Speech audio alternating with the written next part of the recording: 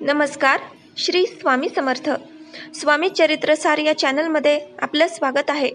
स्वामी तुमच्या सर्व चांगल्या इच्छा पूर्ण करत हीच स्वामींच्या चरणी प्रार्थना करते आणि आपल्या व्हिडिओला सुरुवात करते. हिंदू नववर्षाची सुरुवात म्हणजे गुढीपाडवा. गुढीपाडवा हा सण लवकरच येत आहे. त्यानिमित्ताने गुढी कशी उभी करावी, गुढी उभारण्यासाठी साहित्य काय लागणार आहे, तसेच गुढी उभारण्याचा शुभ मुहूर्त कोणता, कोणते नियम असतात, याची सर्व माहिती आजच्या व्हिडिओमध्ये आपण पाहणार आहोत. आपल्या महाराष्ट्रामध्ये नववर्षाची सुरुवात ही गुढीपाडव्यापासून होत असते. आपल्या हिंदू कालदर्शिकेप्रमाणे चैत्र शुद्ध प्रतिपदेला गुढीपाडवा साजरा केला जातो. त्याचप्रमाणे याच दिवसापासून वसंत ऋतूचीही सुरुवात होत असते. गुढीपाडवा हा दिवस 3.5 मुहूर्तांपैकी एक आहे. त्यामुळे हा दिवस अत्यंत शुभ मानला जातो. या दिवशी जर तुम्ही कुठल्याही नवीन कार्याची सुरुवात केली तर तुम्हाला त्या कार्यामध्ये यश मिळते. तसेच गुढीपाडव्याच्या दिवशी बरेच जण सोनं खरेदी करतात, कारण या शुभ मुहूर्तावर खरेदी केलेलं सोनं कधीच मोडण्याची वेळ येत नाही. त्याचबरोबर घरातील धनधान्याचेही पूजन या दिवशी केले जाते. गुढीपाडव्यापासून चैत्र महिन्याची चैत्री नवरात्रीची सुरुवात होत असते.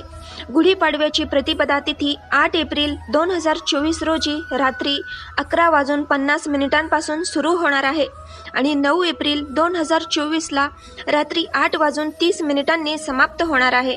त्यामुळे उदय तिथीनुसार यंदा गुढीपाडवा मंगळवार दिनांक 9 एप्रिलला साजरा होणार आहे. गुढीपाडवा हा खूप मोठा सण आहे.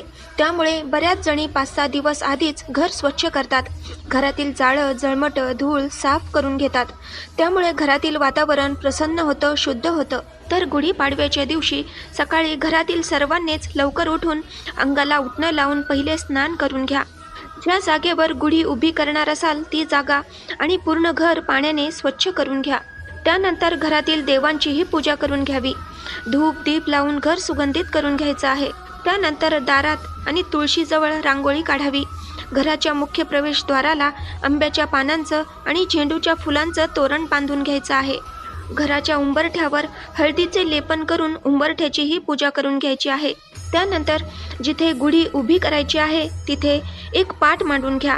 पाटाभोवती चैत्रांगण रांगोळी किंवा साधी रांगोळी काढावी.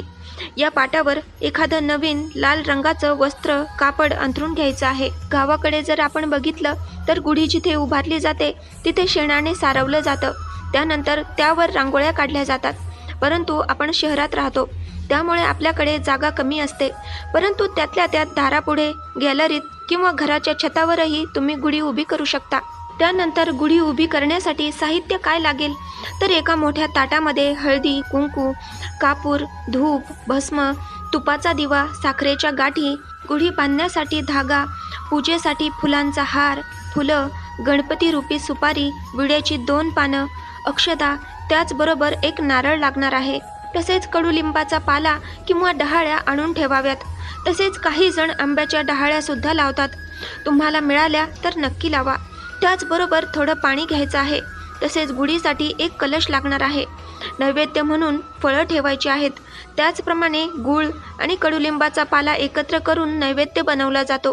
तोही पूजेमध्ये पाटावर ठेवायचा आहे. त्यानंतर एक नवी कोरी साडी आणि ब्लाउज पीस लागणार आहे. गुढीपाडव्यापासून मराठी नवीन वर्षाची सुरुवात होत असते. त्यामुळे या दिवशी घरामध्ये गुढी उभारल्याने वाईट शक्ती दूर राहते आणि घरामध्ये सुख समृद्धी येते. त्यामुळे प्रत्येक जण आपल्या घराची साफसफाई करतात. घरातील नकारात्मक ऊर्जा घराबाहेर काढतात. घराची सजावट करून वातावरण पवित्र प्रसन्न करतात. तर पूजेच्या ठिकाणी पाटावर वस्त्र अंथरून घेतलं की त्यावर एका बाजूला दिवा प्रज्वलित करून ठेवायचा आहे. दिव्याला हळदी, कुंकू, अक्षता, फुलं वाहून घ्या. त्यानंतर सर्वप्रथम आपल्याला गणपती बाप्पावर पाण्याने अभिषेक करून घ्यायचा आहे. तुमच्याकडे गणपती बाप्पाची छोटी मूर्ती असेल तर ती घ्या, नसेल तर गणपती म्हणून सुपारी घ्या. अभिषेक करताना ओम गंग गणपतये नमः हा मंत्र म्हणावा. त्यानंतर पाटावर 2 विड्याची पानं ठेवा. त्यावर अक्षता ठेवा. हळदी कुंकू वाहून घ्या आणि त्यावर गणपती बाप्पाची स्थापना करून घ्यायची आहे. गणपती बाप्पाची हळदी, कुंकू, अक्षता, जास्वंदाचं फूल वाहून पूजा करून घ्यायची आहे. त्यानंतर पाटावरच मागच्या बाजूला तांदळाने स्वस्तिक काढून घ्यायचं आहे. त्यावर हळदी कुंकू वाहून घ्या. त्यानंतर एका कलशावर किंवा तांब्या घेऊन त्यावर हळदी कुंकवाने 5 रेषा काढून घ्या. मध्यभागी स्वस्तिकही काढावं. त्यानंतर गुढी उभी करण्यासाठी बांबूची उंच काठी घ्यायची आहे. ती स्वच्छ धुवून घ्या. काठीवर हळदी कुंकवाने 5 रेषा काढून घ्या. तसेच भस्माने सुद्धा 3 रेषा काढाव्यात. आपण गुढीला जी साडी नेसवणार आहोत त्या साडीलाही हळदी कुंकू लावून घ्यायचं आहे. त्यानंतर त्या साडीच्या व्यवस्थित एकसारख्या निऱ्या घालाव्यात व त्यावर एक ब्लाऊज पीस बांधून घ्या. नंतर त्यावर लिंबाचा डहाळा आणि आंब्यांच्या पानांचा डहाळा, साखरेच्या गाठी हे सर्व त्यावर बांधून घ्यायचं आहे. त्यानंतर शेवटी ज्या कलशावर स्वस्तिक काढलं होतं तो कलश उलटा करून गुढीवर ठेवायचा आहे. तसेच गुढीला झेंडूच्या फुलांचा हार घालून घ्यायचा आहे. गुढी आपण दिवसभर उभी करत असतो, त्यामुळे हे सर्व साहित्य सुटणार नाही असं पक्क बांधून घ्या. त्यानंतर पाटावर काढलेल्या स्वस्तिकावर ही गुढी उभी करावी. गुढी उभी केल्यानंतर हळदी, कुंकू, फुलं, अक्षता वाहून घ्या.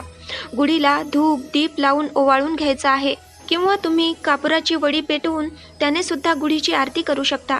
घंटी वाजवावी.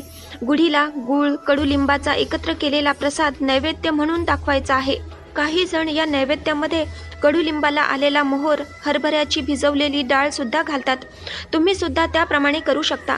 त्यानंतर गुढीला नारळ वाहून घ्यायचा आहे. तसेच घरातील सर्वांनी गुढीला नमस्कार करून आरोग्यदायी असा प्रसाद खायचा आहे. यानंतर साखरेच्या काही गाठ्यांची माळ ही घरातील लहान मुलांच्या गळ्यामध्ये घातल्या जातात, खाल्ल्या जातात, अशी आपल्याकडे परंपरा आहे. त्यानंतर गुढीपाडव्याच्या दिवशी तुम्ही तुमच्या जवळपास असणाऱ्या बाप्पाच्या किंवा स्वामींच्या मंदिरातही जाऊ शकता. मंदिरात गेल्यावर देवाला सुद्धा साखरेच्या गाठ्यांची माळ अर्पण करायची आहे. गुढीपाडव्याच्या दिवशी ब्रह्मदेवाने विश्वाची निर्मिती केली होती.